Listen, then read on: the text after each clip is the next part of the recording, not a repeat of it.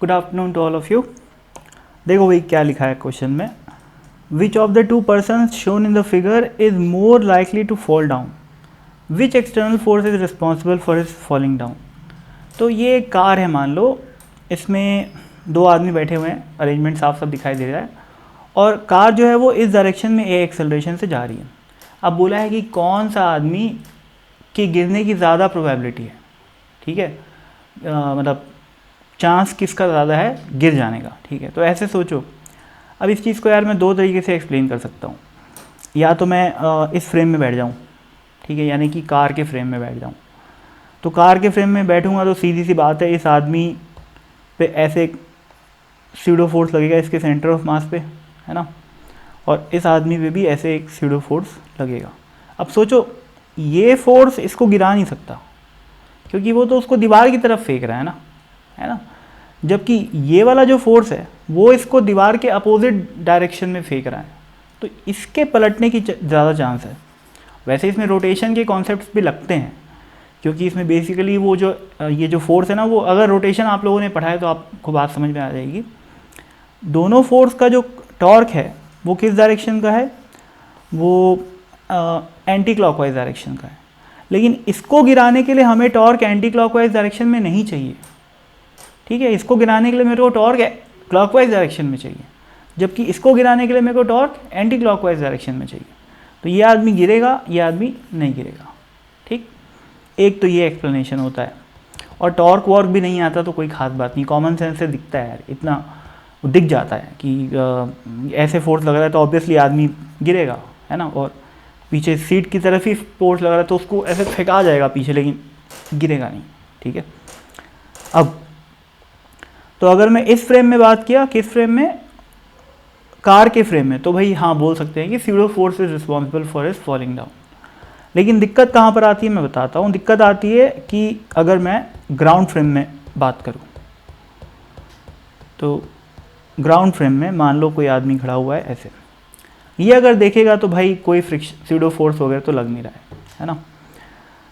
तो क्या करें, देखो भाई इस आदमी पे सिर्फ एक एक्सटर्नल फोर्स लग रहा है, mg को छोड़ दो, नॉर्मल डायरेक्शन को छोड़ दो, वो y डायरेक्शन में लग रहे हैं, ठीक है, और नॉर्मल और mg बैलेंस्ड है, उसकी टेंशन नहीं। इस आदमी पे ये जिस बैठा है ना, वहाँ पे फ्रिक्शन फोर्स लग रहा है, सीट और आदमी के बीच में फ्रिक्शन फोर्स लग रहा है। तो ऐसे लग रहा है, एक्सेलरेट कर रहा है ना भाई।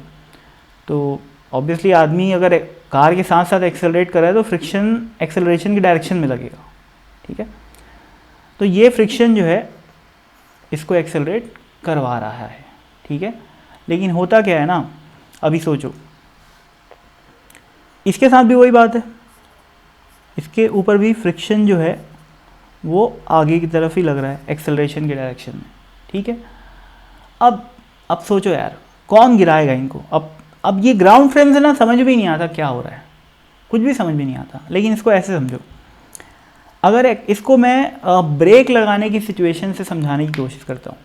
जैसे मान लो ये कार ऐसे जा रही थी, इसकी वेलोसिटी इधर की तरफ थी, और अचानक से इस कार को मैं पूरा कर देता हूँ, चलो, अचानक से इसका जो ड्राइवर है यहाँ पर वो ब्रेक मार दिया। तो ब्रेक मारेगा तो ऑब्वियसली कार की वेलोसिटी कम होगी, जोर से ब्रेक मार दिया, ठीक है। तो कार का एक्सेलरेशन पीछे की तरफ होगा, ठीक है। तो अब यदि एक्सेलरेशन पीछे की तरफ होगा तो ठीक है, फोर्स यहाँ दोनों पे लग रहे हैं। तो सोचो भाई ये आदमी कहाँ जा रहा था, ऐसे v वेलोसिटी से जा रहा था, ये भी वेलोसिटी से जा रहा था, दोनों की वेलोसिटी कितनी थी v। अचानक से ज़ोर से ब्रेक मारा तो एक्सेलरेशन हो गया कार का, तो ये अच्छा खासा फ्रिक्शन लगना स्टार्ट हो गया दोनों पे यहाँ पे, ठीक है। तो सोचो अब ये फ्रिक्शन क्या कर रहा है। इस केस की बात करो, ये नीचे वाले पोर्शन को बॉडी के तो रोकने की कोशिश करेगा, लेकिन अब बॉडी हमारी भाई रिजिड नहीं होती, हमारी बॉडी फ्लेक्सिबल होती है ना। अब इस अपर बॉडी का इनर्शिया क्या है, अपर बॉडी का इनर्शिया आगे जाते रहने का है ना।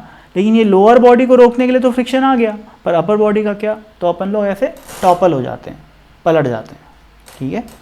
लेकिन वहीं पर अगर मैं बात करूँ इसकी, तो यहाँ तो भाई फ्रिक्शन ऐसे लग रहा है, ठीक है, और इसकी टेंडेंसी कहाँ है, इधर जाने की है, जो बोलना चाहिए जो इनर्शिया होता है जो, तो इसमें कोई दिक्कत नहीं है, ठीक है ना। ये बस क्या बोलना चाहिए, ऐसे करिए जोर, हाँ, अचानक से अगर इसको ब्रेक लगेगा तो इसकी पीठ जोर से पीछे ऐसे फिकाएगी, तो उसको पीठ में या फिर इसके यहाँ पर लगेगी, क्योंकि इस बॉडी का एक्सेलरेशन इस तरफ होगा, वेलोसिटी अचानक से रुकने की, वेलोसिटी अचानक से कम होएगी इसकी नीचे वाले पार्ट की, लेकिन ऊपर वाले पार्ट की वेलोसिटी पीछे की तरफ ज़्यादा रहेगी, है ना, तो जोर से टकराएगा। तो इस सिचुएशन से समझ में आ जाता है कि इसके गिरने का चांस कम है और इसके गिरने का चांस ज़्यादा है, ठीक है।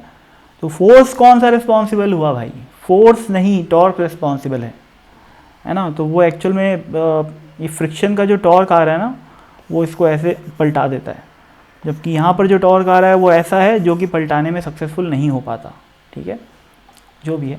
हालांकि वो फ्रिक्शन फोर्स ही है जो टॉर्क प्रोड्यूस कर रहा है, तो बोल सकते हैं कि हाँ भाई, which force is responsible, friction force is responsible for production of torque and that torque is responsible for, इन लोग गिर जाएंगे, ठीक है।